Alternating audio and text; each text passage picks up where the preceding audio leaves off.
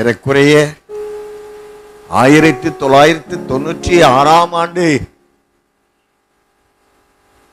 முதற்கொண்டு இனி சம்பவிக்க போகிறவைகளை குறித்து, அப்படி என்றால் அருமை இரட்சகருடைய ரகசிய வருகை, அதற்கு முன்பாக நடப்பிக்கப்பட திட்டமிட்ட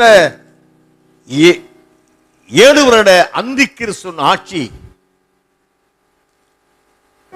ரகசிய வருகைக்கு பின்பு 1000 வருட அரசாட்சி, பின்பு சாத்தானின் சில நாட்களின் ஆட்சி, அதன் பிறகு பகிரங்க வருகின்ற நியாயத்தீர்ப்பை கொடுக்கிற அல்லது பாவிகளை நியாயத்தீர்த்து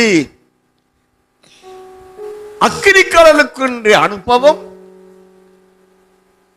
ரகசிய வரிகள் தன்னால் சேர்த்துக் கொள்ளப்பட்டவர்களை அழைத்து மகா பரிசுத்த ஸ்தலம் என்ற சீயோன் என்ற நித்தியத்திற்கு அழைத்து செல்வதும் என்ற முடிவான காலத்தை சார்ந்த சத்தியங்களை ஆண்டவர் கடந்த 1996 முதற்கொண்டு அறிவித்துக் கொண்டு வருகிறார்.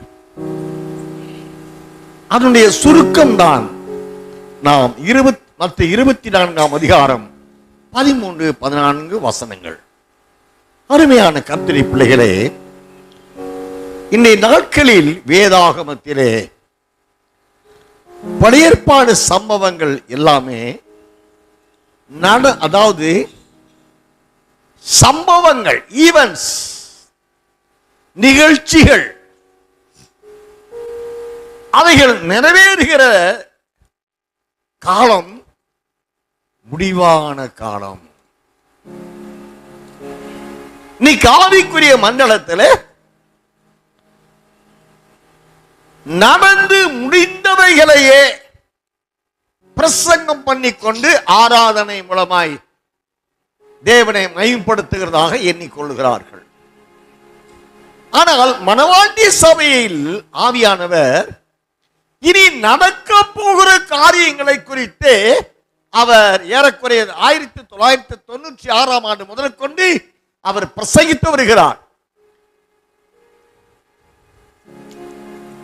வேதம் சொல்லுகிறபடி உறுதியான தீர்க்க தரிசன சம்பவங்கள் எல்லாம் அது கடைசி காலத்துக்குரியவைகளாக இருக்கிறது என்பதை நாம் அறிந்தலாக இருக்கிறோம்.